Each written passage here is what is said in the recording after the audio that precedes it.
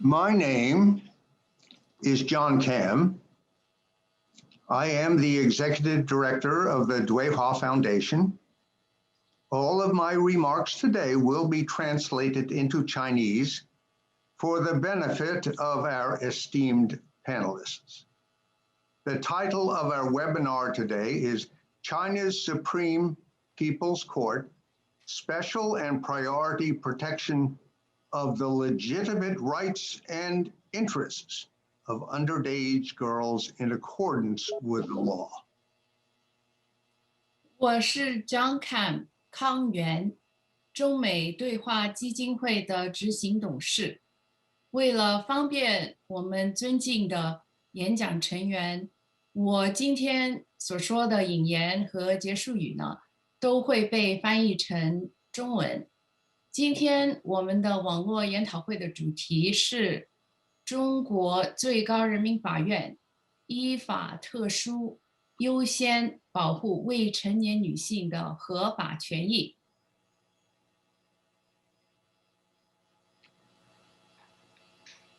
And welcome indeed to the 12th and final webinar of the first International Symposium on Girls in Conflict with the Law. Today, we will be hearing from leading juvenile justice experts, two directors of China's Supreme People's Court, on how offending girls in China are protected under the law. 欢迎大家参加第一届国际专题研讨会，有关未成年违法女性的第12场，也就是我们最后一场的网络研讨会。今天我们邀请了少年司法领域的领先专家，两位中国最高人民法院的领导，来跟我们介绍中国是如何依法保护未成年女性合法权益的。Before going further, I'd like to thank my colleagues at Dui Hua, who have done much work to make these webinars possible.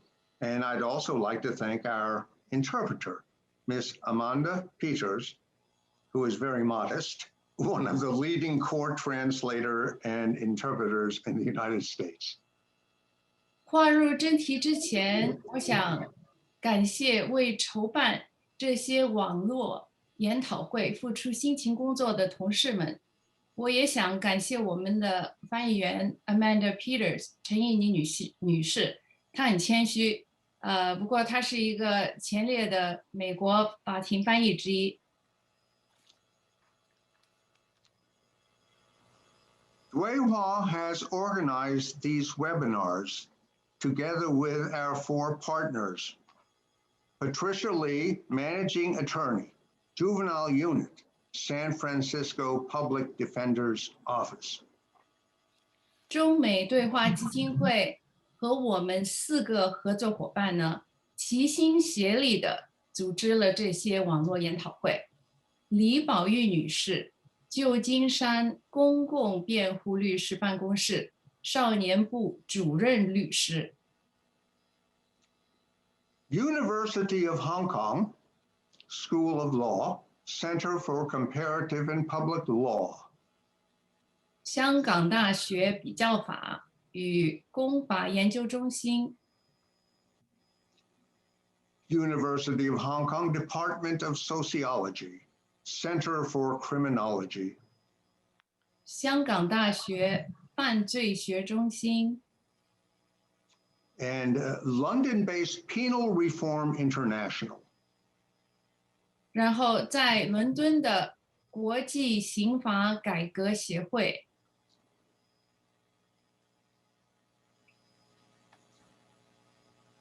Well, as you can see, we have examined this topic, girls in conflict with the law, by looking at issues, policies, and best practices in several countries around the world, including China, Central Europe, Canada, the United Kingdom, the United States, Kenya, South Africa, and countries of the Middle East and North Africa.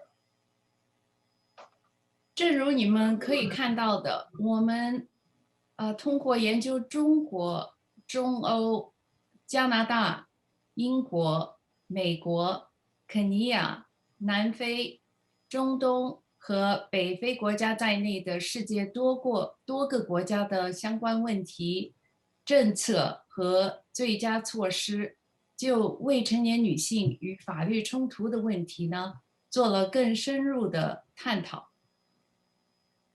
We have looked at international perspectives, including protection of offending girls under international law, alternatives to incarceration, the scourge of sex trafficking, and pathways into and out of offending.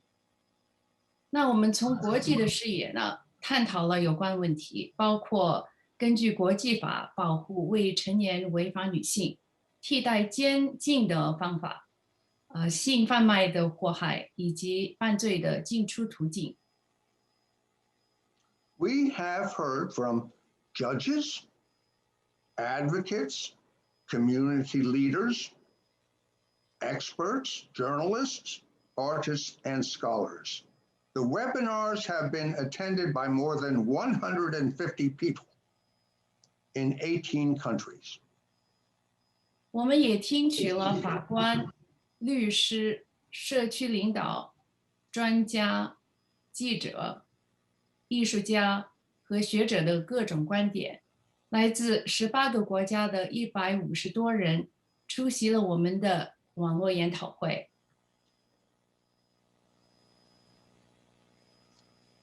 To support this symposium, we have received generous grants from Canada, the Netherlands, Denmark, Norway, and Sweden, as well as family foundations in the Bay Area.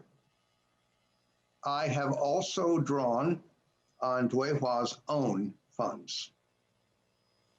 为了支持本次的研讨会，我们获得了加拿大、荷兰、丹麦、挪威和瑞典，以及加州湾区家庭基金会的慷慨资助。我还使用了中美对话基金会的项目基金。Today, we are honored to hear from two experts from China. Dr. Jiang Jihai, Director of Juvenile Justice Guidance Division, Supreme People's Court, People Republic of China, and Ms. Dai Qiuying, Director and Deputy Researcher of Department of Criminal and Administrative Justice Research, China Institute of Applied Law, Supreme People's Court of China. 那今天的话呢，我们很荣幸将听到2位中国专家的讲解。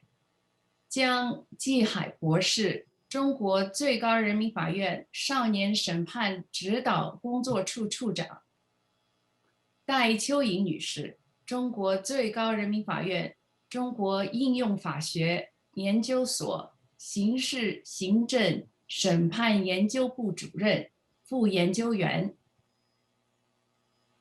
The two directors will be joined by colleagues from the Division of American and Oceanian Affairs of the Court's International Cooperation Division. 那来自中国，来自中国最高人民法院国际合作局美洲和大洋洲司的同仁。Please go ahead. Thank you. Okay, so now the moment has arrived. Oh, sorry. Sorry, John. Let me continue to interpret. Okay. 的同仁以及翻译商聪先生将与2位领导一起参加今天的研讨会。Thank you very much, Amanda. Sorry. Okay, so without further ado, It is my honor, my pleasure to introduce my dear friend, Director Jiang Jihai, and my new friend, Director Dai.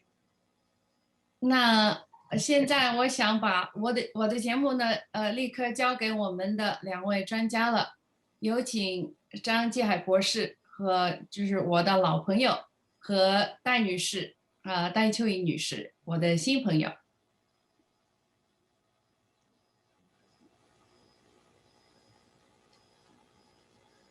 尊敬的康源先生、女士们、先生们，大家上午好！非常高兴与各位同仁在线相聚。虽然因为受疫情影响，我们的访问交流由面对面改为线上视频研讨，但我相信，这丝毫不会影响我们交流的热情和效果。Honorable dear Mr. John Kamm, ladies and gentlemen, good morning everyone. I'm very delighted to meet all of you through this video conference. Although due to the adverse impact of COVID-19 global pandemic, our meeting has to happen online instead of face-to-face. I do believe that this will not compromise or diminish our enthusiasm and outcome of our meeting in any manner. 长期以来，中美在少年司法领域有着广泛而深入的交流合作。在过去几年间，双方已经多次互派交流团组，为两国法院分享借鉴经验，两国法官建立增进友谊发挥了重要作用。在此，向支持该项目开展的各位法官和康源先生表示衷心的感谢。For a long time, China and the United States have very extensive in-depth exchanges and collaboration in the field of juvenile justice. In the past few years alone, the two parties have sent delegations to each other for study tours, which have, I believe, have played an important role in sharing and drawing lessons from the experience of the courts of the two countries, and have played an important role in establishing and enhancing the friendship among the judges of the two jurisdictions. Here, I'd like to express my heartfelt thanks and appreciations to all the judges and Mr. John Kamm yourself for your support to our project. 今天非常高兴第3次与康源先生见面，并一起研讨我们共同关注的未成年人保护问题，尤其是未成年女性保护问题。今天这个议题非常好，我们都希望孩子幸福，这一直是并将继续是人类最普遍珍视的愿望。下面我介绍一下中国法院在未成年女性保护和未成年女性犯罪方面的基本情况。So today, I'm very glad to meet you, Mr. John Kamm, for the third time, and have this discussion of the important issue of protection over minors, especially the protection of underage girls, a topic all of us are very concerned about. I think today is a very good topic because we all hope that all the children will be very happy and will always be very happy, and that I believe is the most cherished aspiration of mankind. Therefore, I'd like to give you a brief introduction to the current situation and the latest development of Chinese courts in terms of the protection of underage women, as well as how do we deal with the offenses committed by the underage girls. 第一，中国法院在未成年女性保护权益方面取得的成绩，保护未成年人就是保护祖国的未来、民族的希望，依法保护未成年人合法权益，严惩侵害未成年人的各类犯罪，预防、矫治未成年人犯罪是人民法院的重要职责。长期以来，中国法院一直高度重视未成年人权益保护和犯罪预防工作。So firstly, please allow me to share with you some of the achievements and successes of China's courts in protecting the rights and legitimate interests of underage girls. I think it's fair to say that the protection of minors is the protection of the future of a country, as well as the hope of a whole nation. It has always been an important duty and functionality of people's courts here in China to accord the lawful protection over the lawful rights and interests of minors, as well as severely punish all kinds of crimes, offenses against and prevent and correct the juvenile offenses committed by those minors as well. For a long time, the Chinese courts have always given top priority to the protection of minors' rights and interests, as well as crime prevention.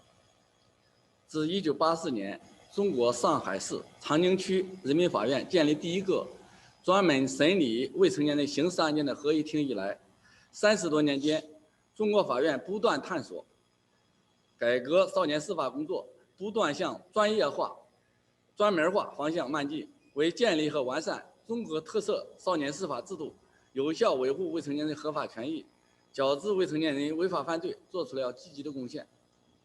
Well, actually, back in 1984, the Changning District People's Court of the city of Shanghai already established its first collegial panel specialized in juvenile criminal justice. And ever since then, the Chinese courts have always been exploring and reforming our juvenile justice work for more than 30 years. And we're constantly moving towards more specialization in terms of our judicial work.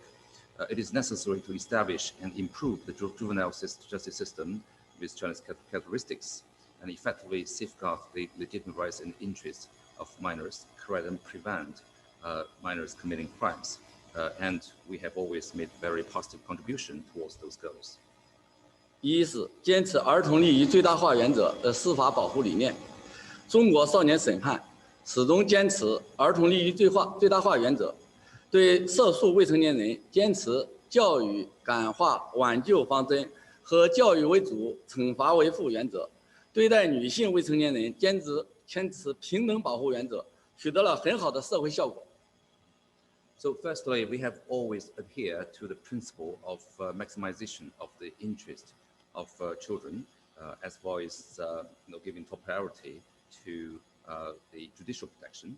The Chinese juvenile justice system, in that process, like I said, we always give top priority to the maximization of the interest of children, and we tend to, be committed to the policy of focusing on education, improving, as well as rehabilitation, and we try to, educate them first and punish them as a second principle, and always we try to accord equal protection to female minor girls, which I believe is fair to say has already achieved very positive social results.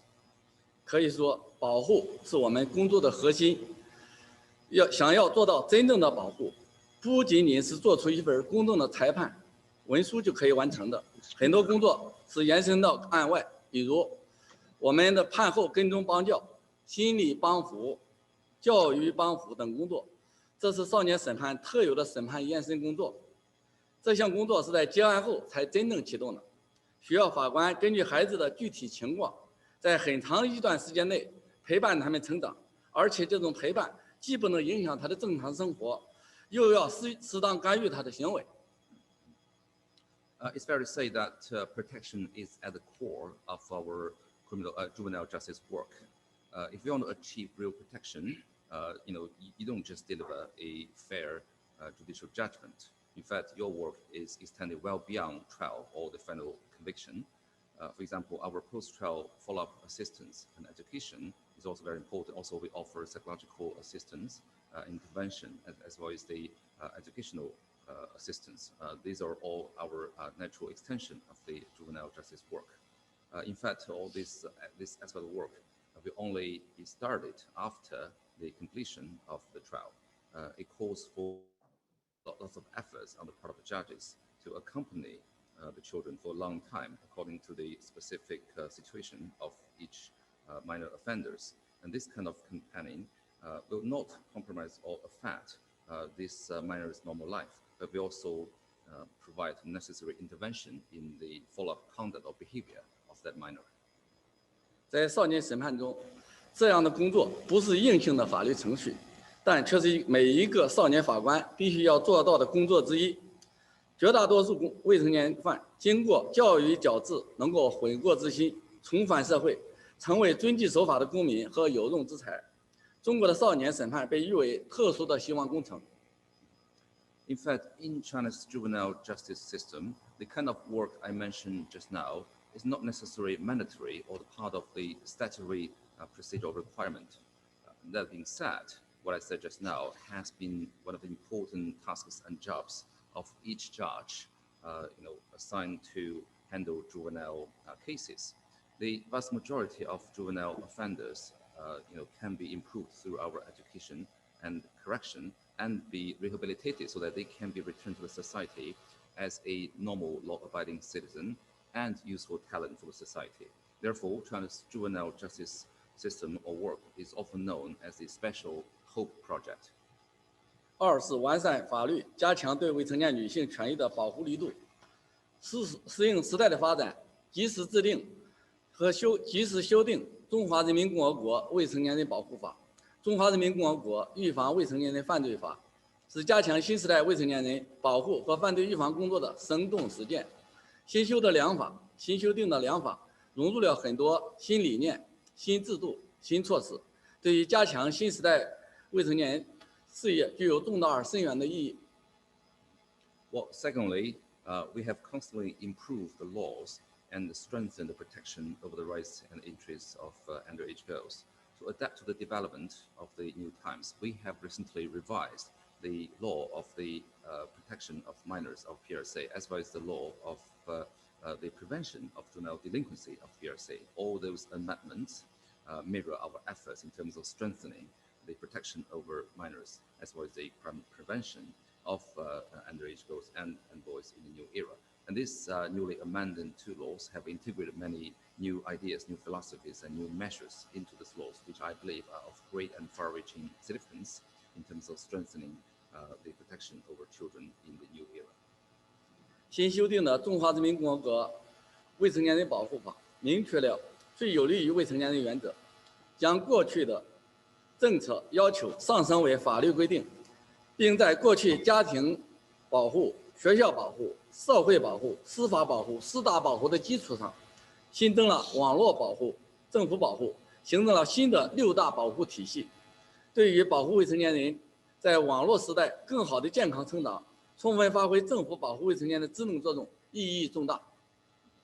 So the newly revised law on the protection of minors of PRC has memorialized the principle of being most beneficial to minors in terms of all the actual implementation of the laws. Also has codified the previous policy requirements into actual black letter legal provisions.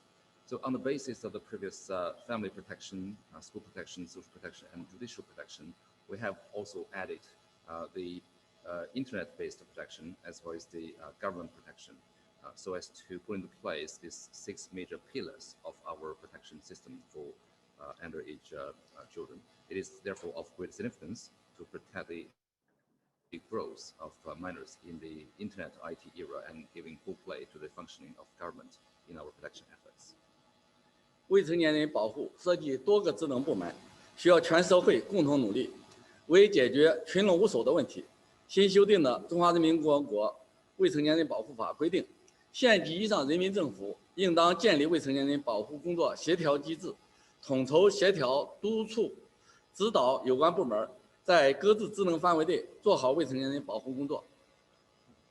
So the protection of minors involves multiple government agencies and functional departments. Therefore, it calls for joint efforts among all different departments and actually a whole society approach. In order to solve the problem previously, where there was lack of coordination, the newly revised law on the protection of minors have provided very clearly that people's government at or above the county or prefecture level shall establish a coordination mechanism for the protection of minors, and they shall coordinate, supervise, and guide the relevant government agencies to do a good job in the protection of minors within their respective mandates and responsibilities.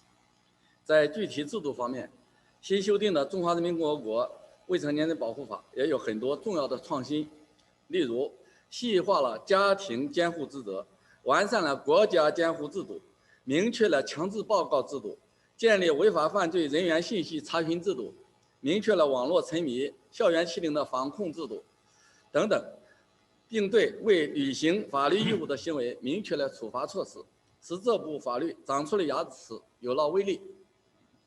So in terms of the specific rules and measures, this newly revised law on the protection of minors of PRC also has lots of important innovations, such as the refining of the family guardianship system and improving of the governmental guardianship measures, and establishing a mandatory reporting system, and establishing an information inquiry system for criminals, clarifying the prevention and control of internet addiction and campus bullying new offenses, and the punishment measures for the behavior of failing to fulfill the legal obligations. Therefore, it's fair to say that there has been teeth for this new law and have actual true deterrence. 新修订的《中华人民共和国未成年人保护法》对司法保护也提出了很多新的要求，例如要求必须由专门机构、专门人员办理涉及未成年人案件，未成年被告人、证人一般不出庭，必须出庭的要采取隐私保护、心理干预等措施。So this new law also has put forward many new requirements for the judicial protection efforts. For example, it is required that any cases involving minors must be handled by specialized agencies or divisions within the judiciary, and those minor victims or witnesses generally don't have to appear in court, and to the extent that they must appear in court as witness or victim, special measures must be adopted to provide privacy protection and psychological intervention. 对遭受性侵害或者暴力伤害的未成年被害人及其家庭，人民法院要与有关方面配合，采取必要的心理干预、经济救助、法律援助、转学安置等保护措施。发现有关单位未履行保护职责的，要提出司法建议等等。So the People's Court shall cooperate with the relevant government agencies or other parties to take necessary psychological intervention, financial assistance, legal aid, and other protective measures for the minor victims and their families who have suffered from sexual assault. If it is found that other government agencies have not fulfilled their duties in terms of protecting those necessary protections, the court shall send judicial notice or suggestions to those government agencies, ordering them or asking them to do so. 此次中华人民共和国预防未成年人犯罪法的修订，主要是完善了对问题少年的分级干预体系。具体而言，把未成年人的违法犯罪分为3个不同的等级，分别采取相应措施。一是不良行为，如抽烟喝酒、多次旷课、逃学、夜不归宿、离家出走、沉迷网络等等。So this round of new revision of the law on prevention of juvenile delinquency mainly have improved the categorization system of different offenses, especially the intervention for the problem children. For example, this juvenile delinquency has been divided into 3 different tiers or levels, and the corresponding measures are adopted respectively. For the first tier or category, pertains to the so-called misconduct or bad behavior, such as smoking, drinking, frequent truancy, and spending the night out of home and running away and indulging in internet obsession, etc. 二是严重不良行为，是指已经触犯刑法，但是因为未达到法定责任年龄不予处罚的行为，以及严重危害社会的行为，如结伙斗殴、故意伤害他人、盗窃、抢夺财物、吸毒等等。So the second category refers to grave or severe misconduct or behavior, which refers to those behavior, although which has not violated the criminal law, is already very severe and has to be dealt with or handled because of their age. Those behavior can endanger society, such as gunfighting, intentional injury to other peoples, larceny, as well as drug abuse, etc. 三是犯罪行为，对不良行为要尽早干预，对严重不良行为要及时矫治，必要时要送专门学校接受专门教育矫治，对犯罪行为要依法惩处，同时进行帮教。与修改前的预防未成年人犯罪法相比，最大的调整是建立了专门的教育矫治制度，取消了收容教养制度。以往收容教养因为没有明确的法定程序以及执行场所，司法实践中执法难度很大，造成对未达到刑事责任年龄的未成年人，往往是依放了之或者依关了之，引发社会强烈质疑。So compare with the previous version of the law on the prevention of juvenile delinquency, this round of amendment has the biggest improvement or adjustment, which is the establishment of the special correction education system and the abolition of shelter and the rehabilitation system. In the past, due to the lack of clear legal procedures, this shelter and rehabilitation system was subject to a lot of criticism as well as adverse comment. Previously, for those underage juveniles who have not reached age of criminal liability, we will simply let it go or shut it off, which causes lots of strong doubts among society. 新修订的预防未成年人犯罪法规定，未成年人实施刑法规定的行为，因不满刑法规定的刑事责任年龄不予刑事处罚的，经专门教育指导委员会评估同意，教育行政部门会同公安机关可以决定对其进行专门矫治教育。在专门学校期间，要有针对性地开展道德教育、法治教育、心理健康教育，并根据实际情况开展职业教育。对没有完成义务教育的未成年人，还要保证其继续接受义务教育。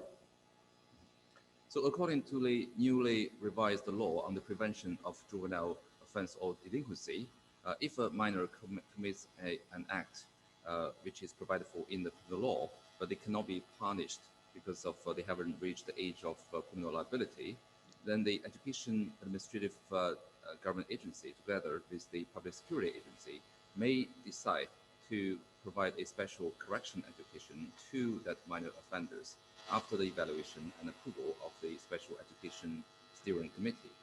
During the period of this special school, we shall carry out moral education, legal education, psychological health education, and vocational training according to the actual situation of each minor. For the minors who have not completed the mandatory or compulsory education, we shall ensure they continue to receive such education during their tenure at a special school. 三是完善机制制度，加强对未成年女性全方位司法保护。最高人民法院出台关于加强新时代未成年审判工作的意见，加强未成年人司法制度和机制建设。最高人民法院今年成立了少年法庭工作办公室，同时在6个巡回法庭设立少年法庭巡回审判点。So the third priority is to improve our mechanisms and the system and strengthen an all-around judicial protection of underage girls. We at the Supreme People's Court issued the opinion on strengthening juvenile justice in a new era recently, so as to strengthen the development of juvenile justice system and mechanism. The Supreme People's Court has set up a special office for the work of juvenile justice and juvenile courts, and set up the juvenile court circuit trial in the 6th circuit of the SPC. 少年法庭工作办公室由最高人民法院副院长担任主任，主要负责综合统筹未成年人案件审判指导，参与未成年人案件审判管理，协调开展未成年人案件巡回审判等工作。这是中国推进新时代少年儿童事业发展的重要举措，是人民法院少年法庭工作发展史上的一件大事。A minor correction, the Supreme People's Court has set up a circuit juvenile court in all its 6 circuit courts across the nation instead of the 6 circuit courts. Sorry, just a minor correction from the interpreter. So nextly, so the juvenile court office actually is directly led by an associate justice or vice president of the Supreme People's Court, and that particular office is mainly responsible for comprehensively coordinating the trial guidance of juvenile justice across the country and participating in the trial management of juvenile cases, and coordinating the circuit trial of juvenile cases that represent an important measure for China to promote the development for the cause of judicial protection over children in a new era, which is a major event in the history of the juvenile justice of People's Court. 一、坚持对未成年人双向保护原则。涉及未成年案件主要有2大类，一是侵害未成年人案件，二是未成年人犯罪的案件。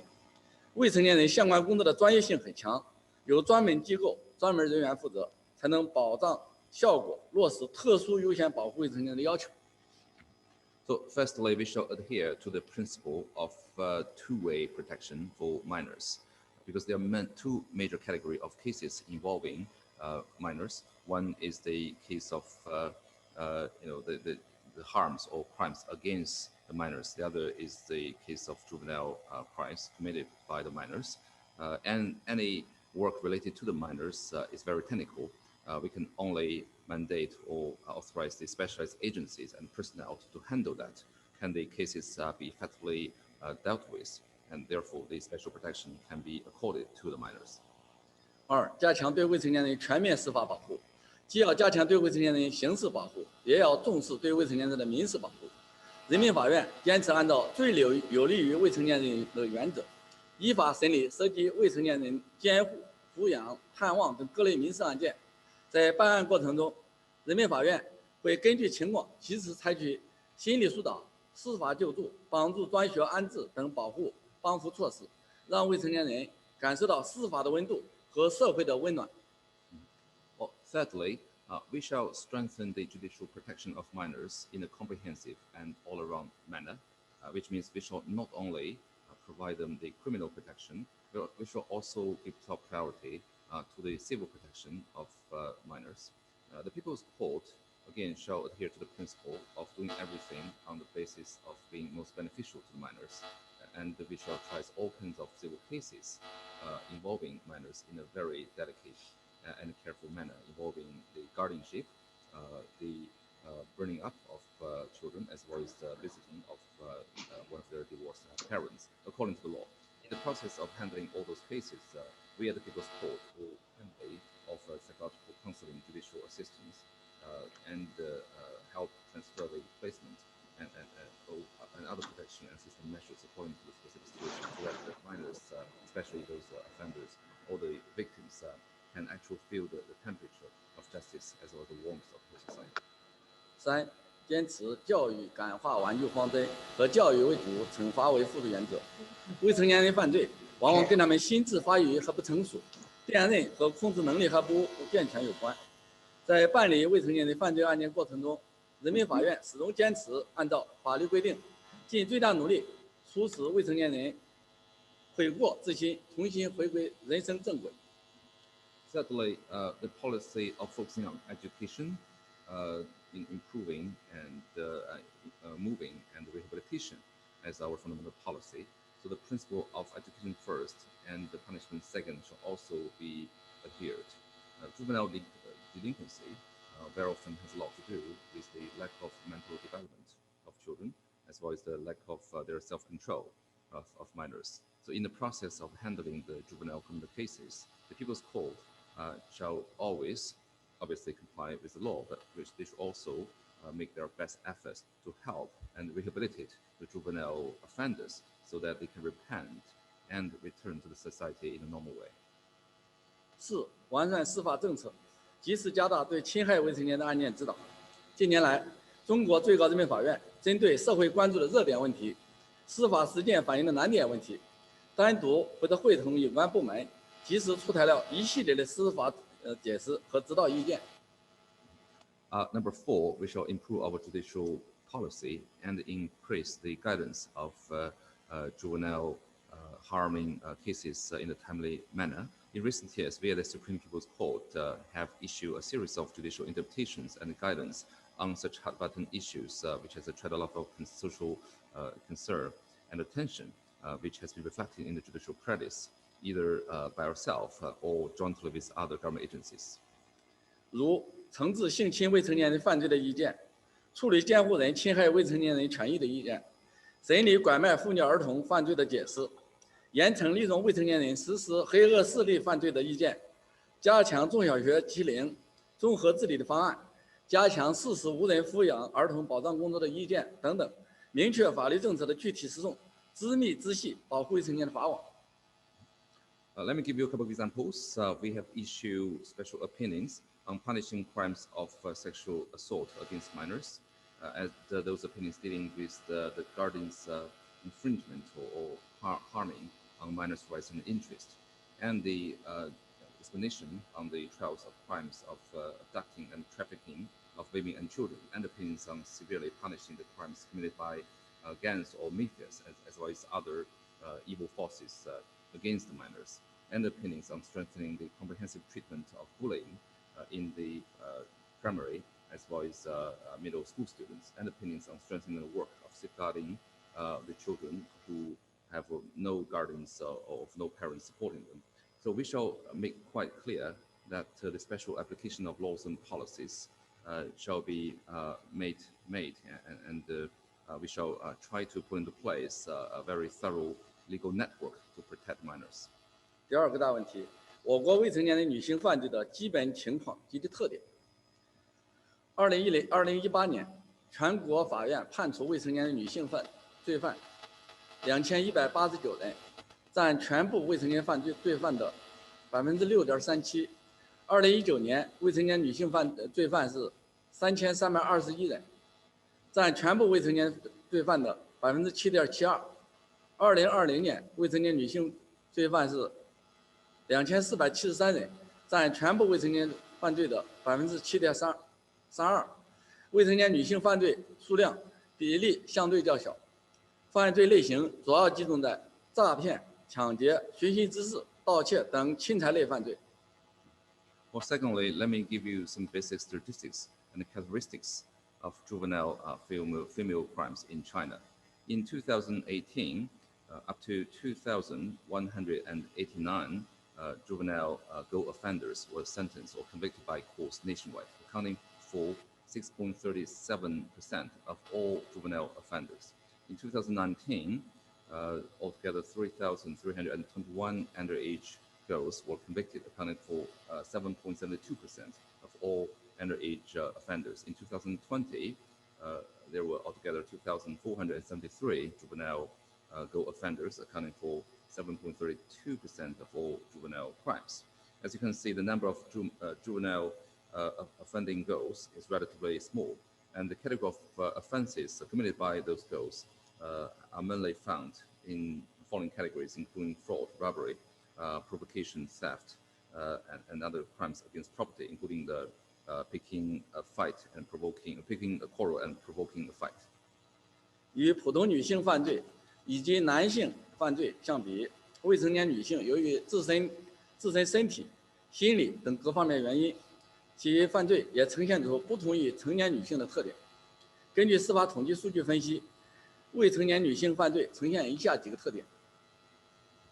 So compared with adult female offenders as well as male offenders, the female underage girl offenders have the following characteristics, which are quite different from other categories of offenders. According to our statistics, we have identified the following features. 一、低龄化。近年来，未成年女性犯罪趋于低龄化，由于年龄低，加之青春期，多具有叛逆心理，看问题片面，处理事情简单粗暴，对行为的后果缺乏预见性，对法律的知识知之甚少，导致案件的发生。Well, firstly, the trend of younger offenders. In recent years, the juvenile female offenders tend to become younger and younger due to their low age, as well as the kind of rebellious psychology during adolescence.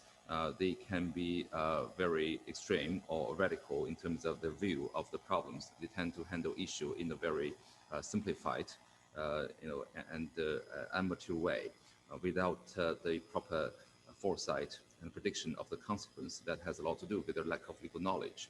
Therefore, such cases may happen. 二、低学历化。许多未成年女性犯罪案件，她们文化程度都低，多为初中阶段，会因成绩不佳而退学，游荡社会，法律意识淡薄，识别能力和自我控制能力弱，容易沾染一项不良习气，走上了犯罪道路。The second feature is lower education. Many juvenile female offenders have a very poor education level. Most of them have below middle school level education, or sometimes because their performance in school, they can wander around the society without relevant legal knowledge. They have very poor awareness of complying with the law, as well as ability to identify their own conduct or control their own behavior. Therefore, it's very easy for them to contract some very bad habits, therefore ending up committing crimes. 三、团伙化。由于未成年女性体力有限，心理具有依赖性，胆怯、恐惧等原因，在犯罪时往往会利用男性未成年人共同犯罪，多为团伙作案。The third feature is gang crimes. Due to their lack of physical stamina, as well as the tendency to be psychological dependent on others, and as well as their fear and other reasons, those underage female offenders very often can rely upon male, especially adult male, co-conspirators or other accomplices in committing crime. Therefore, most of the offenses they commit tend to be gang crimes.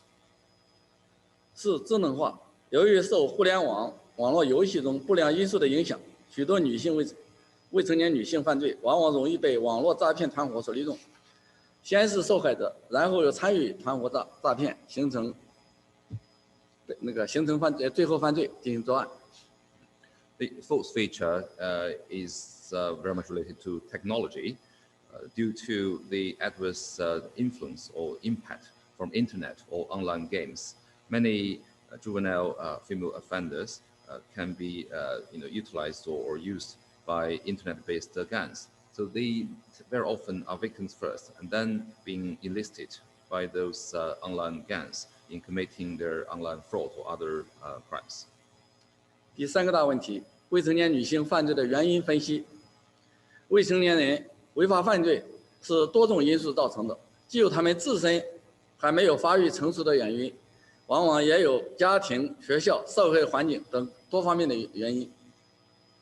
Well, thirdly, I'd like to give an analysis of the causes behind those juvenile girl offenses. The juvenile delinquency very often is caused by a variety of factors, not only because they're not mature, it's very often because of their family, school, or social factors. 第一个是家庭教育缺失，问题孩子多出在问题家庭，一些父母对孩子缺乏教育或者教育不当，有的利益家庭的父母很少过问子女的事情，致使未成年的女孩缺少家庭的温暖，导致离家出走，结识社会上不良青年，走上犯罪道路。The first analysis is the lack of family education. Most of the problem children tend to come from problem families. Some parents do not provide the necessary education or provide improper education to their children, and for the families who are parents who are divorced, sometimes the children are left without their proper love or care. As a result, those underage girls do not feel the love from the family. They might simply seek the relevant help from society and meet some bad people and end up committing crimes. 二、学校教育不力，学校过于注重升学率，忽略了对学生思想教育、道德观念的教育、法治教育，忽略了未成年人素质的全面提高和个性的健康发展，导致未成年人女孩产生厌学、辍学，最后走上了犯罪道路。The second factor may be the poor school education. Sometimes the schools will pay too much attention to the academic performance or the test result of the children, to the neglect of the moral education and the psychological education, as well as the legal education to their students.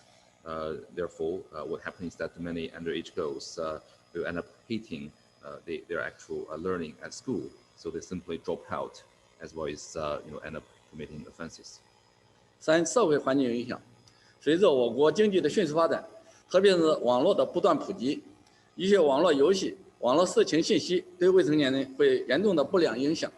由于未成年人世界观尚未确立，未成年人少女一方面急于接受新东西，另一方面又感觉无所适从，加之家长引导不力，可能走上犯罪道路。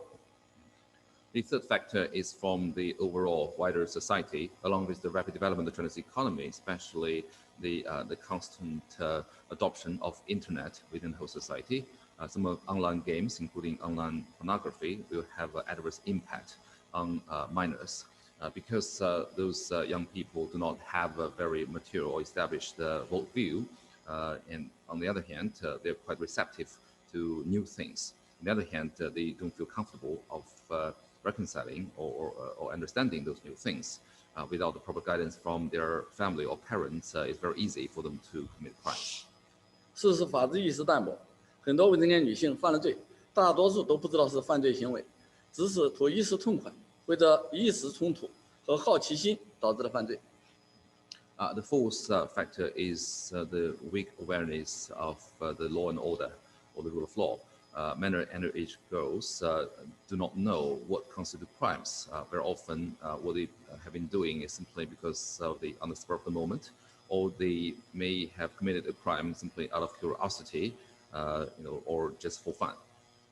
5是心理失衡，未成年女孩往往处在青春期，生理、心理处于异变阶段，她们相对同年龄的未成年男孩成熟比较早，敏感性强，模仿性强，追求浪漫情调，往往出现攀比心理。如果没有正确的引导，心理可能出现失衡，可能采取非法手段获取所需要的物质，走上了犯罪的道路。The fifth factor is a psychological imbalance. Underage girls are in their adolescence, and their psychology, including physiology, in a very changeable stage. They are mature earlier compared with underage boys of the same age. Therefore, they're very sensitive, and they tend to emulate.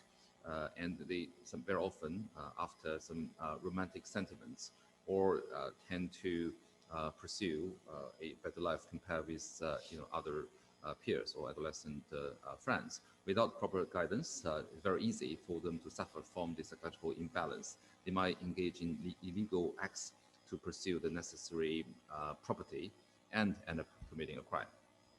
第4个大的问题，进一步完善未成年人女性权益保护的对策建议。未成年人违法犯罪是由多种因素造成的，对未成年人违法犯罪，还是要坚持以教育矫治为主，扶植以必要的惩罚规定，尽最大努力教育感化挽救，帮助他们改过自新。Number 4, I would like to address some of the policy measures and the responses to the protection of underage girls offenders. Well, we believe that the juvenile delinquency has been caused by a variety of factors, as I outlined just now. For those juvenile offenders, especially girls, we should again focus on education and rehabilitation and correction, supplemented by necessary penalties and admonition, and do our best to salvage them and reform them. 一是强化法治宣传教育工作。近年来，中国最高人民法院和地方各级人民法院多次召开新闻发布会，发布严惩侵害未成年人犯罪、加强未成年司法保护的典型案例。But firstly, we again shall strengthen the communication and publicity of legal education and the rule of law. In recent years, the Supreme People's Court and the local People's Court at all different levels have held various press conferences regarding the release of the typical cases of severely punishing crimes against minors and strengthening the judicial protection of minors. 同时，采取组织法官进校园、上讲台，担任中小学法制副校长和校外法制辅导员，组织模拟法庭，开设法治网课，编写法治图书、漫画，拍摄法治专题片、法治微电影等多种形式，开展面向少年儿童的法治宣传教育活动，增强他们宪法意识和法治意识，帮助他们提升自我保护的意识和能力。Well, secondly, we have put in place a series of events and campaigns. For example, we shall organize some efforts by judges to serve as a kind of adjunct teacher or part-time teacher in schools, campuses, or as the kind of deputy principal in charge of rule of law for primary schools and middle school. Also, we have organized a moot court as well as the online courses on the rule of law. Now, we have compiled some cartoons focusing on the topics of rule of law, as well as some special documentaries on the rule of law. So we have done a whole series of education and communication efforts on the importance of rule of law and legal system, focusing on children and minors so as to enhance their awareness of rule of law as well as the constitutional authority, and so as to improve their awareness and ability to have the necessary self-protection.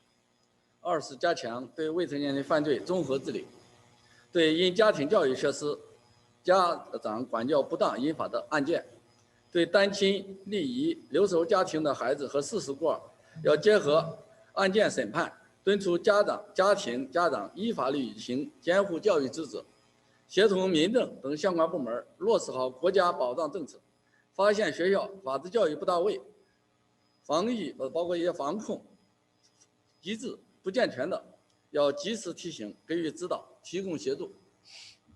But secondly, we shall strengthen the comprehensive management of juvenile delinquency for the cases caused by the lack of necessary family education and improper parental guidance or discipline for the children, especially of a single parent or divorced or those who are left behind.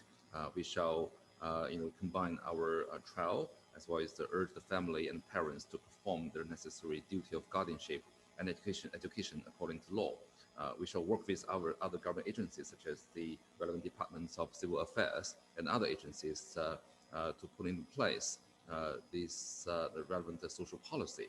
To the extent we have identified there is a shortage of legal and the rule of law education in schools, we shall provide the necessary reminder and even alert to the schools and offering them guidance and assistance so that they can do a better job in terms of such legal education. 3是强化司法监狱工作，针对审判事件中发现的未成年人保护和犯罪预防的薄弱环节，有建设性的向有关单位和部门提出完善制度、改进管理的建议，促进完善社会治理体系。Well, certainly we can do a better job in terms of judicial notice or judicial advice, which means that to the extent we have identified some weak links in our judicial practice for minor protection or crime prevention, I think it's proper for the courts to provide the necessary suggestions and advices in terms of improvement to the relevant government agencies or departments, so as to improve a whole of society or whole of governance approach. 4是完善未成年女性犯罪案件办理程序，确保办理未成年人女性案件由女性警察、检察官、女性检察官、女性法官、律师来办理，要充分保护未成年女性的隐私，要针对未成年女性特点，在办理案件的同时，还要做好心理疏导、法律援助、司法救助、判后帮教等保护措施，充分保护好未成年女性的合法权益。Well, firstly, we shall improve the procedures of the relevant handling of juvenile offender cases. It is necessary that we shall improve. We have the female police officer, female prosecutor or judges and lawyers who get to handle the cases involving underage girls so as to fully protect the privacy of such girls. According to the characteristics of underage girls, while handling the cases, we shall take the necessary measures to protect and help them, such as the psychological counseling, legal aid, judicial aid, and the post-conviction assistance education, so as to fully protect the lawful rights of such girls. 未成年人保护工作是一项复杂的社会工程，需要家庭、学校、社会组织、企事业单位、司法和政府联动发力。人民法院将加强与各方面密切合作，形成有效合力，积极构建分工明确、体系严密的未成年人权益保护和犯罪预防体系，共同保护未成年人健康成长。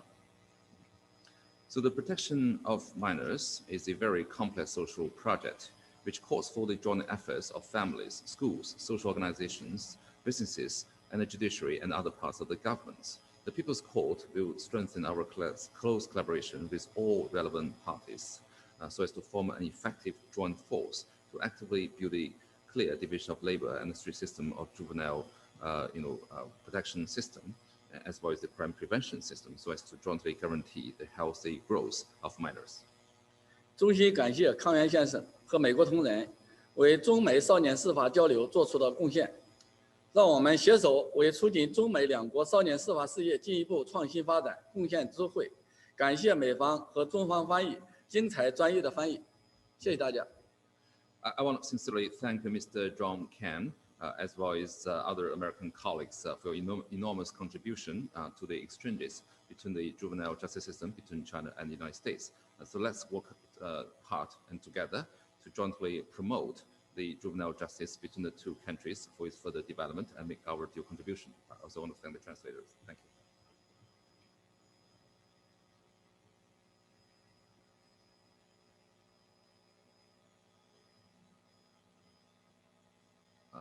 Mr. Kamm, can you hear us? You're muted. Sorry, you're muted.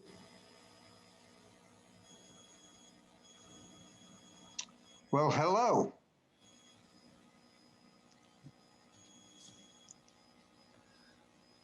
Yes, we can hear you now. Well, very good. Thank you. Well, I must say thank you very much to Director Jiang for that exceptionally valuable presentation. I've learned so much. I don't know where to begin. But before going further, I would like to hear from Director Dai. 我首先想多谢我们的江博士刚才那么出色的演讲，然后我学了不少刚才非常有价值的演讲。那我们在继续之前呢，想从戴女士那儿先听一听戴女士的演讲吧。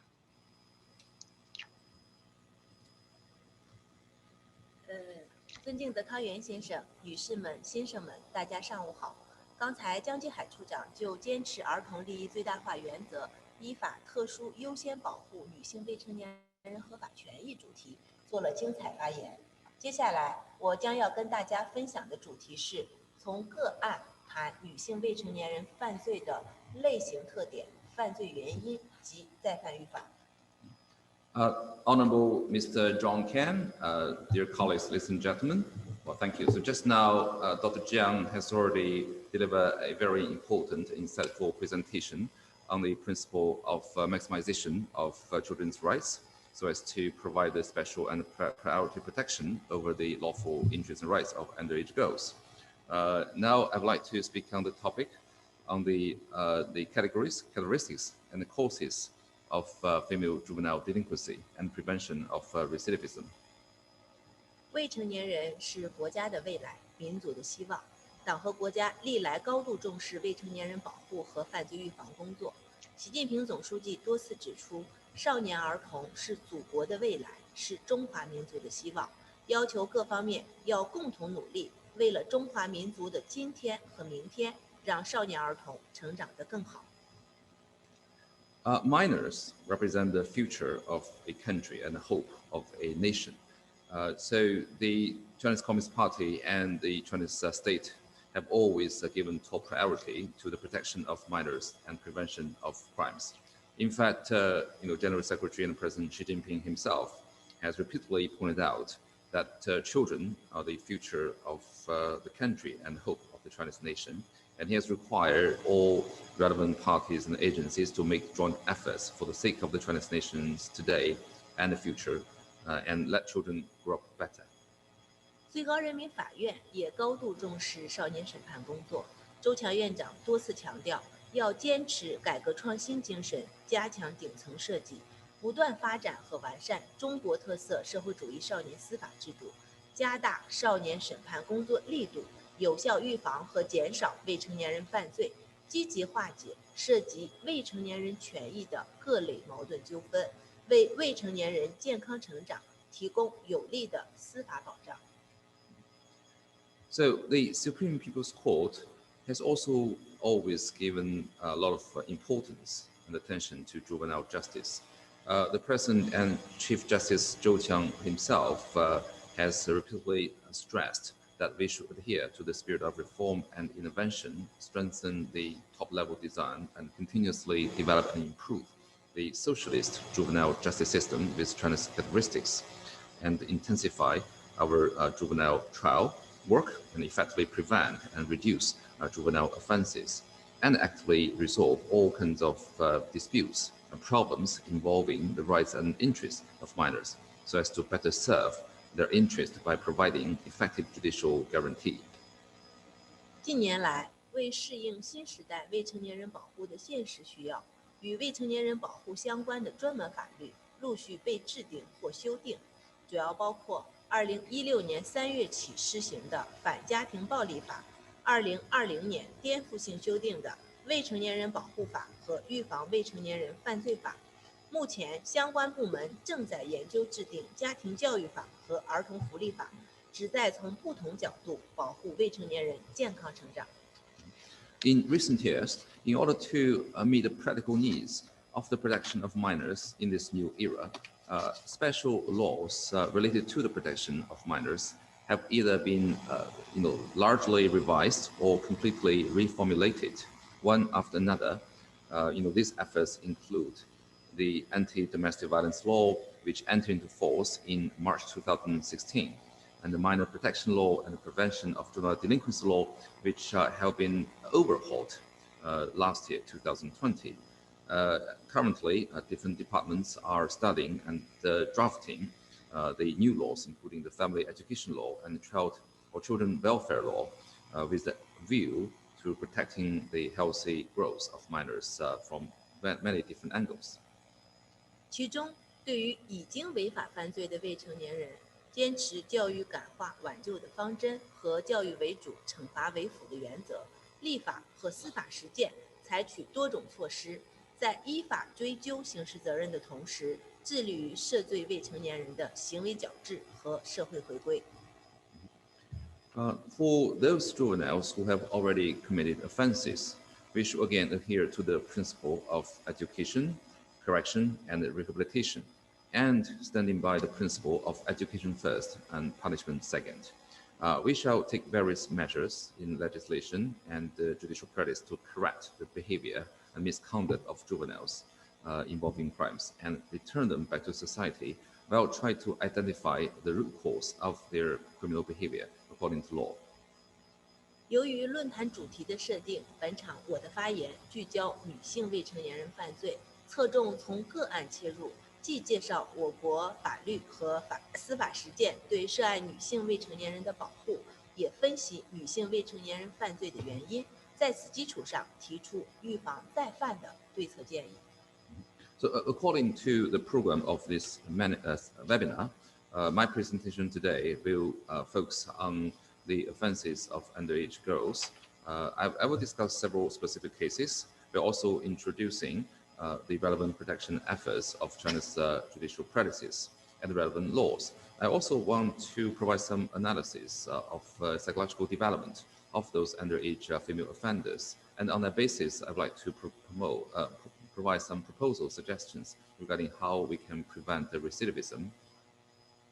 一、女性未成年人主要犯罪类型和特点。2021年3月起施行的刑法修正案11第17条规定了我国未成年人的刑事责任年龄和责任承担，具体为：已满16周岁的人犯罪，应当负刑事责任；已满14周岁、不满16周岁的人，犯故意杀人、故意伤害致人重伤或者死亡、强奸、抢劫、贩卖毒品、放火、爆炸、投放危险物质罪的，应当负刑事责任；已满12周岁、不满14周岁的人，犯故意杀人、故意伤害罪，致人死亡或者以特别残忍手段致人重伤，造成严重残疾，情节恶劣，经最高人民检察院核准追诉的，应当负刑事责任。Well, firstly, I'd like to share with you the major categories and the characteristics of underage juvenile offenders. According to Article 17 of the 11th Amendment to China's criminal law, which entered into force in March 2021, the legal provisions on the age of criminal liability and the liability of minors in China are as follows. A person who has reached the age of 16 shall bear criminal liability if he commits a crime, and if a person who has reached the age of 14 but not age of 16 who has committed a crime of the following shall be held to liability, including homicide, intentional injury causing severe injury or death, rape, robbery, drug trafficking, arson, explosion, or dropping dangerous substances. If a person who has reached the age of 12 but has not yet reached the age of 14, who has committed a crime of intentional homicide or intentional injury causing death or severe injury to a person by especially cruel means or measures causing severe disability, and if again the circumstances are abominable, and horrible, and the prosecution can be approved by the Supreme People's Procuratorate, he or she shall bear relevant criminal liability. 随着未成年人保护和犯罪预防工作的有力推进，我国未成年人司法保护取得显著成就。近年来，未成年人，包括女性未成年人，犯罪量和涉案人数逐年递减。同时，随着经济发展转型和社会结构调整，未成年人犯罪呈现出一些新的特点。现在将女性未成年人的主要犯罪类型和特点概括如下。So, along with the vigorous promotion of juvenile protection and crime prevention, China's juvenile judicial protection has made remarkable achievements and strides. In recent years, the number of juvenile delinquents, including female minor offenders, has decreased on a yearly basis. In the same time, with the transformation of economic development, adjustment of the social structure, the juvenile delinquency has presented some new features in terms of the number of crimes and the number of cases involved. According to the incomplete statistics, we have the following summary. 一、女性未成年主要犯罪的类型。女性未成年犯罪可以分为3种主要类型：一、校园内的暴力性犯罪。典型的案件如女生宿舍内的校园暴力案件，司法实践中多以寻衅滋事罪定罪量刑，因此司法处置的对象集中在16到18周岁这个年龄段。Well, firstly, the major categories of offenses committed by underage girls. The first major category are the violent offenses within campus. The typical cases happen within, such as the girls' dormitories. Mostly there's some violent fight or disputes among girls within their dormitories. In judicial practice, we tend to convict such offenders of the offense of picking a quarrel and provoking a fight. And typically, such offenders are mainly found in the age group between 16 to 18. 二、与性别有关的犯罪，该类犯罪通常是团伙作案，多由女性未成年人参与其中。三、其他的犯罪类型，其他的未成年犯罪也会有女性参与，但性别在其中并没有显著的特点，比如说非法买卖野生动物罪等等。Well, second category of offenses are mainly related to genders, and typically such crimes are committed by a gang. Well, third category, other types of crimes. For such crimes, we do have involvement of underage girls, but gender doesn't play a very important role in such crimes, such as the defense of illegal trade in wild animals. 二、女性未成年人犯罪的特点，女性未成年人犯罪数量相对较少，由于性别和其他的原因，女性未成年犯罪有其独有的特点。Well, secondly, I want to give you a quick summary of the characteristics of female juvenile offenders. The number of underage offenders is relatively small due to their gender and other reasons. They have the following features in terms of the actual crimes. 一、暴力程度相对较低，因为生理和心智各方面原因，女性未成年人犯罪的暴力程度相对较低。两抢一盗等未成年人常触犯的罪名中，女性未成年人涉案较少。女性未成年人犯罪集中在校园暴力类。Firstly, there is a relatively lower degree of violence due to the physical and psychological reasons. The degree of violence by female minors is relatively low. If you look at the crimes of robbery or even homicide, etc., you don't find so many girl offenders in those crimes. Typically, those to the extent there is some violence, those crimes happen within campus and with a relatively lower degree of violence. 二、情感因素相对明显，女性未成年人犯罪，尤其是与性别密切相关的团伙犯罪中，相对男性未成年人，涉案女性未成年人情感因素相对明显。不少女性未成年人一开始是被男性有组织的诱骗入局，自以为是为爱情牺牲或者付出，甚至由于不屈从而被殴打或者辱骂，迫于无奈，逐渐由最初的受害者沦为诱骗其他无辜女孩的加害人。The second feature is that the factor of emotion can play a very big role in the crime committing process. Typically, for the gender-related crimes, such factors may be more prominent. Very often, such underage girls may be entrapped by some males into the whole the gang or the crime committing process. They might believe that they are making sacrifices for their true love, and then because their refusal to yield, they might be subject to abuses or beating. And then gradually they were forced into the whole crime process. Although in the beginning they were victim, eventually they become the perpetrator and committing crimes against other innocent girls. 第二个问题，女性未成年人犯罪的司法保护和犯罪原因。与成年人不同，由于天然原因，未成年人不具备自主实现权益保护的能力，必须依靠其他成年人的协助和相关制度的配套支持，才能保护自身权益。除了以事实为根据，以法律为准绳，根据现行法律和司法解释规定正确适用法律，对涉罪未成年人定罪量刑外，我国立法和司法实践规定和探索了一系列针对未成年人的特殊保护政策。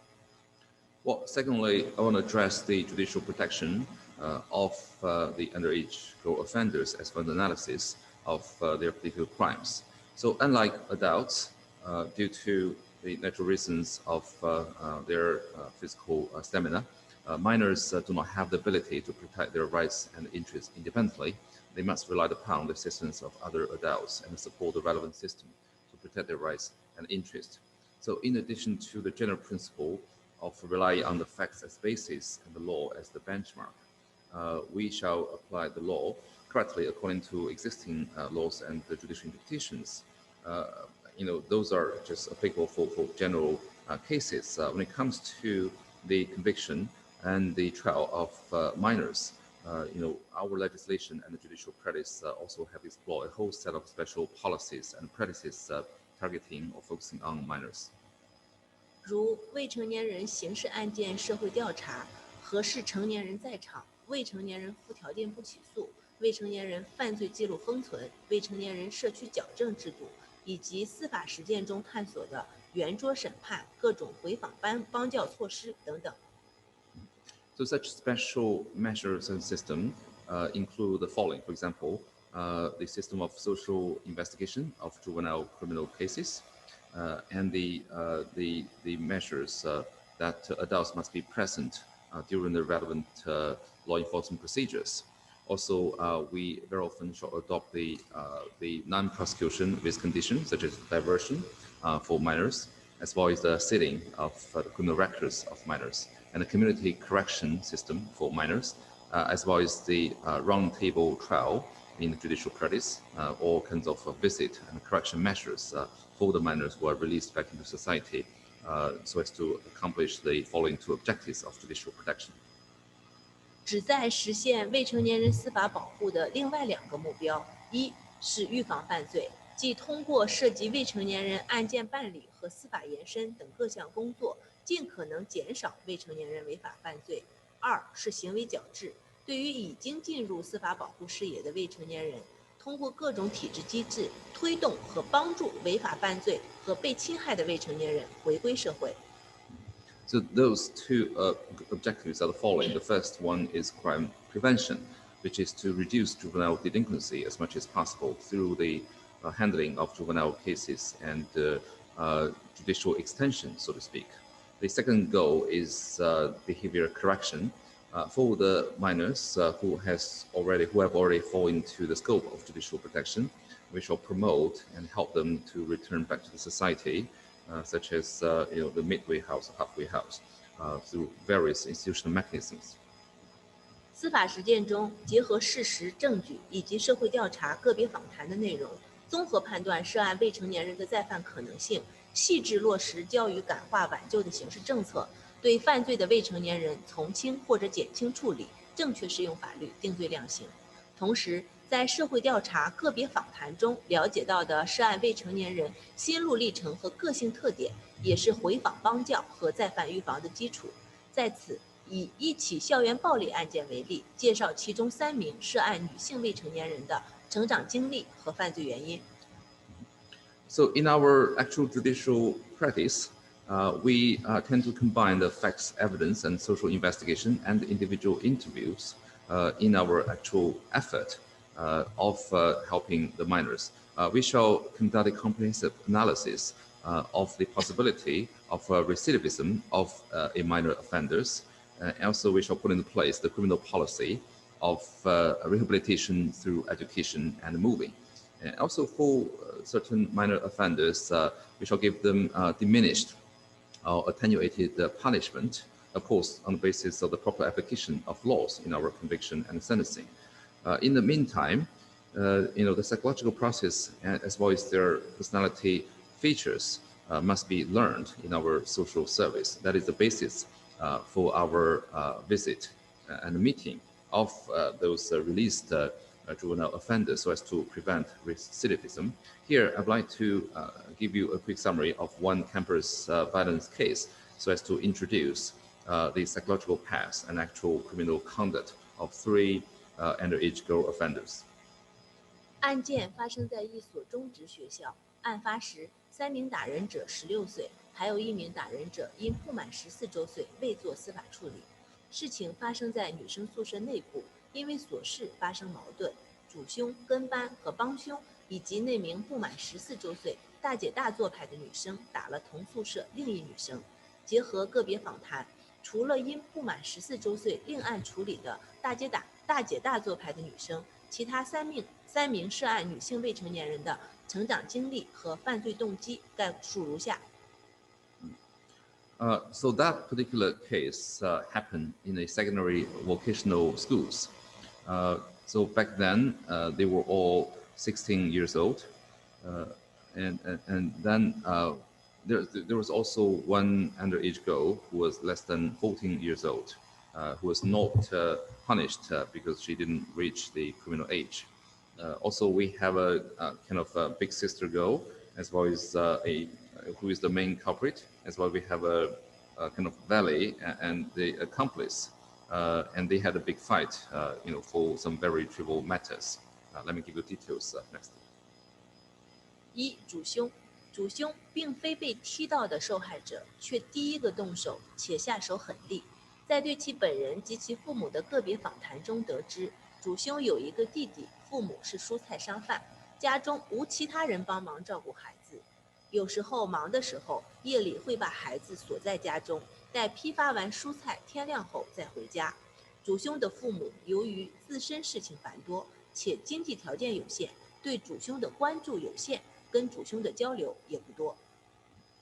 The first girl, who was considered to be the main culprit, she was not kicked at the time, but she was the one who really did the major fight and actually used very rough means against another girl.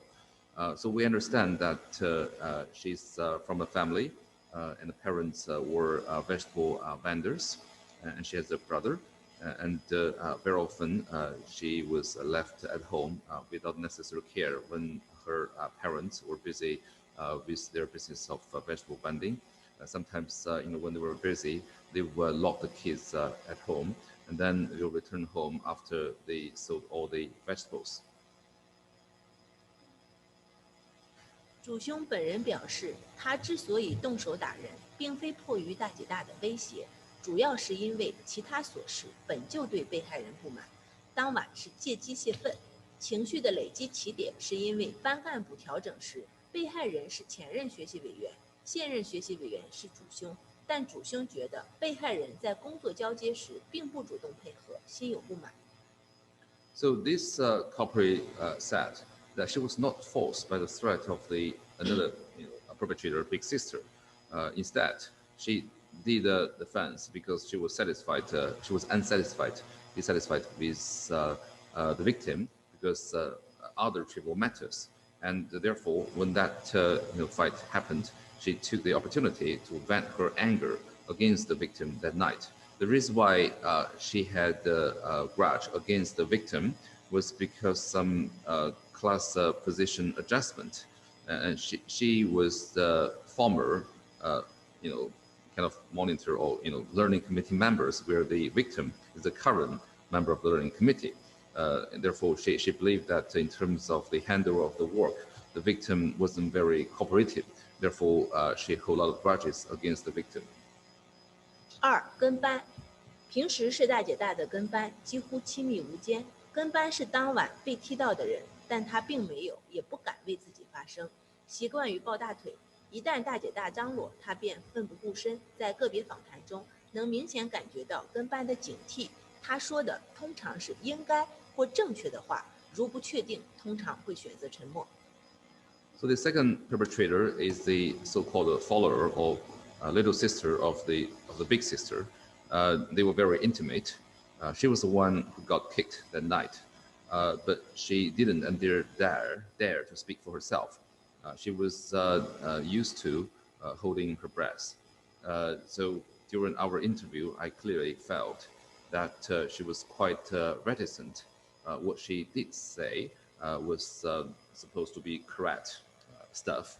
To the extent she was uncertain, she would choose to be quiet or silent. 3. 帮凶，帮凶是典型的乖女孩形象。父亲在外打工，主要跟母亲和弟弟一起生活。母亲对他的管束很多很细，从日常穿衣到交友爱好，都会事无巨细的过问。即使到了高中阶段，从学校到家的时间，母亲都会精确计算。如果超过5分钟未到家，母亲就会出去找他。他的所有生活几乎都在母亲的视野下进行，他的所有决定都需要母亲的同意才可以做。他的典型心态就是听妈妈的，也会内化为听权威的。在大姐大的要挟下，他会自认为无力反抗，必须听从他的要求，才能避免自己被打。So the next perpetrator is a so-called accomplice. This so-called accomplice was a typical good girl type, and her father works outside, far away from home. Therefore, she was mainly living with her mother and brother. And her mother was quite strict with her and was definitely controlling freak, basically controlling all aspects of her life in terms of her dressing, her friendship. The mother would intervene and even interrogate, even up to the middle school or vocational school stage. The mom was very calculating in terms of even each 5 minutes of her whereabouts. The mom would call and would try to find her. Therefore, all aspects of her life was under the strict scrutiny of her mother, and all acts of her, all decisions of her had to be cleared or approved by her mother. Therefore, her typical psychological mentality is to listen to the mom, and that can be internalized into her tendency to follow the authority or listen to the authority. Therefore, she was under the cohesion of the so-called big sister, and she thought she couldn't resist the cohesion of authority of the big sister and had to follow suit in the kind of gun violence in order to avoid herself being beaten or bullied by the big sister. 从上述这个典型案件3名涉案女性未成年人的成长经历和犯罪动机中，可以看到暴力型犯罪的本质和犯罪原因。暴力冲突其实就是人在成长过程中，在社会化的过程中，在他的生活场域下，包括家庭、学校和社会交往过程中，累积压抑下来的负面情绪，借助某一个微小事件向弱势群体过度转移和释放。绝大多数暴力的内生机制就是这样的。其中，从上述个案中反映出来2种典型的创伤类型和犯罪成因。So if you take a closer look of this case as well as all the parties involved, you might have a better idea of the essence of violent crimes. In fact, the violent conflict is the accumulation of negative emotions suppressed in the process of growth of a particular individual's life, including his or her family, school, and social interaction. And then, at one point, that kind of negative emotion or sentiment will be released to more vulnerable groups, simply under the pretext of a very small trivial matter. That, I believe, is kind of the endogenous mechanism of most violence. And if you take, again, a close look, you can identify 2 categories of clear trauma based on above cases. 1. 被忽视的创伤，主凶既属典型的被忽视的创伤。由于家庭和经济条件的限制，很多女孩子或多或少都有被忽视、被抛弃的创伤。一方面，这样的孩子内心较为坚定，不会轻易被他人的意见和行为左右，也就是所谓的成熟和独立。The first category is the trauma of being neglected. It is a very typical trauma. Due to the constraints of family or financial conditions, many girls, to a greater or lesser extent, may suffer from this trauma of being neglected or even being abandoned. On the one hand, girls with that kind of background tend to have a relatively firmer or resolve. They have a kind of a stronger inner conviction, will not be subject to the opinions or advices of other people, which is very often labeled as the so-called maturity and independence. 另一方面，尤其是青春期未长大的孩子，情绪处理能力较弱，由于平时不擅长交流，对日常琐事的不满会累积压抑下来，在某些事情的激发下会过度释放。如若触犯法律，则必须承担相应的法律代价。On the other hand, for those children who are especially in their adolescent, they have a very weak ability to handle their emotions. If they are not good at communication on a day-to-day basis, some of these grievances or grudges as a result of daily trivial matters might be accumulated, and those emotions or sentiments may be released in a very excessive or unreasonable manner. To the extent such conduct may violate the law, they must be subject to the relevant legal liabilities and punishment. 从再犯预防的角度，一旦认识到自己的行为失控导致的后果，真正反思后，由于内心力量相对较强大，虽仍需为当下的行为承担法律责任，但再犯的可能性反而相对较低。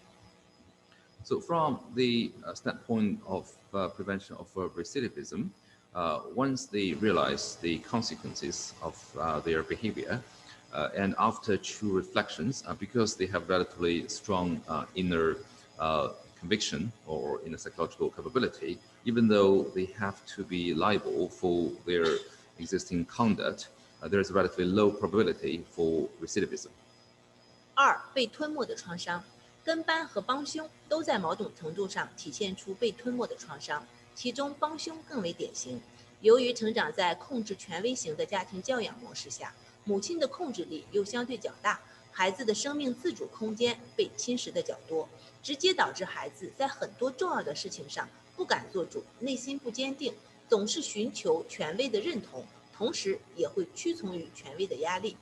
帮凶虽然在本案中犯罪行为较轻，应承担的法律责任并不重，但从再犯预防的角度，其听从权威的行为模式短时间内难以完全逆转，如遇类似事件，再犯的可能性反而更大。So the second category of trauma is the trauma of being swallowed or engulfed. I believe that trauma applies to both the follower, little sister, as well as the accomplice. They both mirror some sort of trauma of being engulfed, with the accomplice being more typical, because the girl grew up in a traditional, in a family of respecting authority, especially the control authority of the mother. The mother was controlling everything of all aspects of her life. The independence or autonomous space of the child was very much eroded, which resulted in the consequence that the girl did not have a very strong inner conviction and didn't know how to make her own decisions. And she's always inclined to seek the endorsement and consent of the authority. It's also very easy for her to yield to the pressure of the authority. Therefore, when such similar event happened, it's very likely for her to commit crime again. 第三个问题，再犯预防的对策建议。如前所述，暴力冲突事件的发生常源于不断累积和压抑的负面情绪，而负面情绪累积和压抑的最主要场域是家庭。从再犯预防的角度，有如下几点对策建议。Well, thirdly, I want to address the policy measures responses to recidivism. As mentioned above, one of the major causes for the violent event or conflict is the accumulation and the suppression of these negative emotions.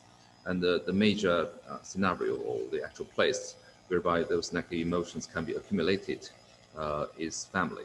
Therefore, from the perspective for the prevention of crimes committed again, we shall make the following suggestions. 一、构建充满爱、自由和尊重的家庭教养模式。没有问题孩子，只有问题家庭。家庭是未成年成长的最主要场域，也是涉案未成年人行为矫治的原动力。未成年人保护法第7条明确了国家采取措施指导、支持、帮助和监督未成年人的父母或者其他监护人履行监护职责。第118条规定，人民法院在办理案件过程中可以责令其接受家庭教育指导。目前，家庭教育法正在研究制定，司法机关也将在强制亲职教育制度方面发挥更大的作用。Well, firstly, people should build a family education model full of love, freedom, and respect. Again, as we said, there's no such thing as problem children. They're only problem families. The family is the most important domain for the growth, the improvement of minors. It also represents the fundamental driving force for the correction of misconduct of minors. In fact, Article 7 of the Minors Protection Law in China provides clearly that the state or government shall take necessary measures to guide, support, and help and supervise the parents of the minors or other guardians in doing their duty. Article 118 provides that in handling the trials, the People's Court can order the minors to receive the necessary family education guidance. In fact, the family education law is being drafted, which shall contain provision that the judicial agencies can play a bigger role in supervising the guardianship or family education. 2、充分关注青春期未成年人的心理特点。人的生命发展历程中，除了0到6岁，还有一个重要的时期，即青春期。此时期的未成年人，一方面对活出自我有非常强烈的期待，尤其是之前情绪被压抑最多的这一时期，将是一个相对集中释放的时期。此前累积和压抑的负面情绪，由于某个微小事件的激发，容易向弱势群体过度转移。因此，青春期的暴力行为多与理性和利益无关，更多的是因为情感和情绪。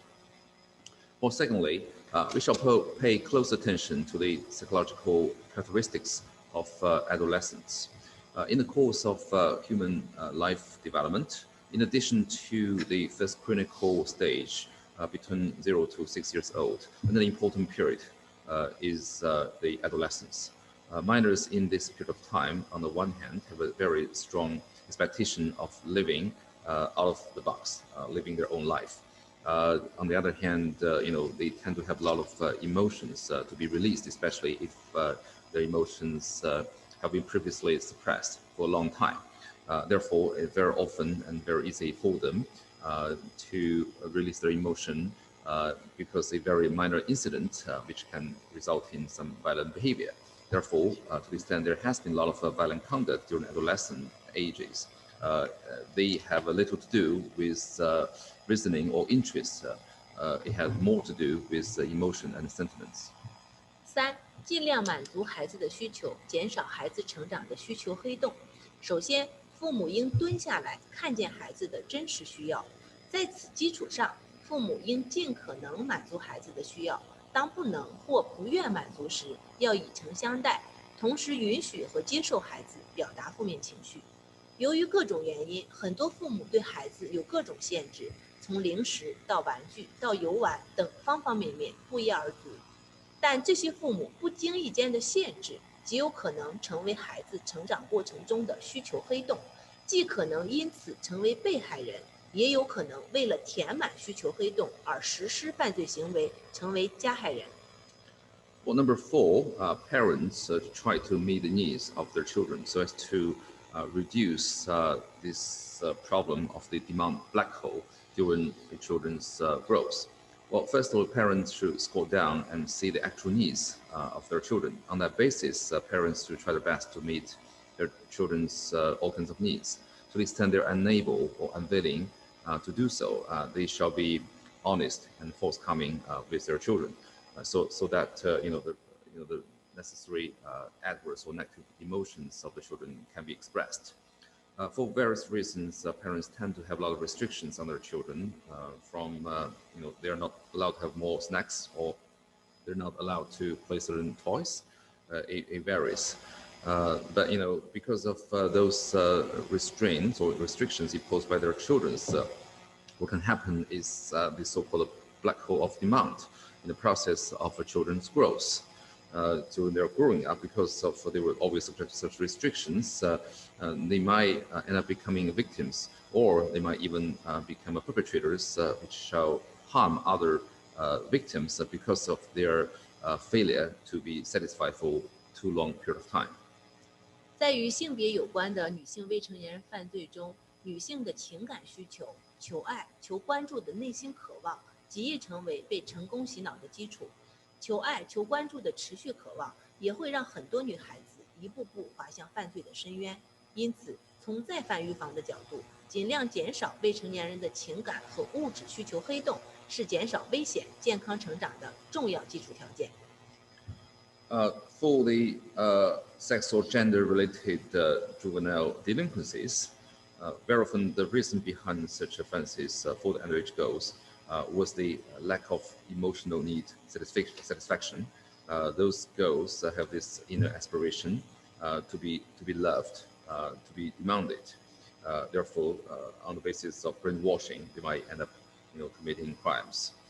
Therefore, from the perspective of prevention of recidivism, we need to do our best to, reduce this emotional, demand black hole, to provide them with the necessary love and emotional satisfaction. That can be the important basis of reducing danger and promoting healthy growth. 我的发言到此结束，谢谢大家的倾听，谢谢翻译的辛苦工作。That concludes my presentation. Thank you so much for your attention. So I want to thank the interpreter. Thank you.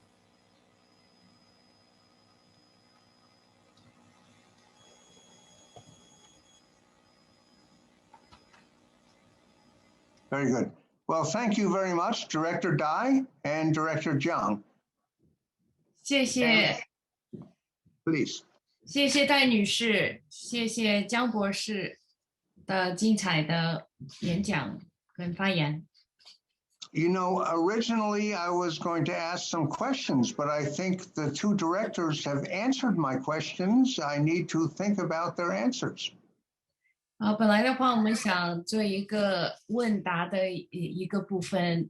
本来我想提问的，但是你们已经全都把我们很多的问题都已经回答了。And I really want to thank Director Jiang and Director Dai for their presentations. I learned so much.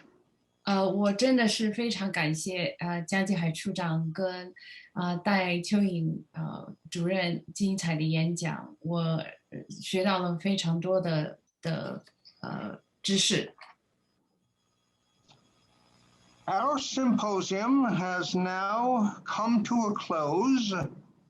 I'd like to thank the grantors and presenters, as well as everyone who attended the webinars. 那我们今天的网络论坛已经拉下帷幕了。我们的论坛呢，现在虽然结束了，我在此呢，再次感谢资助者和演讲者，以及每一个参加网络演讲会论坛会的每一个人。The symposium is over, but the issue lives on. Please visit our dedicated website, girlsjustice.org, to view the webinars and other materials, including the bibliography of published materials on girls in conflict with the law. 专题会议呢已经闭幕，但是我们面临的问题呢依然是存在的，请访问我们的专门网站girlsjustice.org， 查看网络演讲会，对不起，查看网络研讨会和其他有关的信息，包括已发表的关于未成年违法女性资料的参考书目。Thank you, everyone. 感谢每一个人。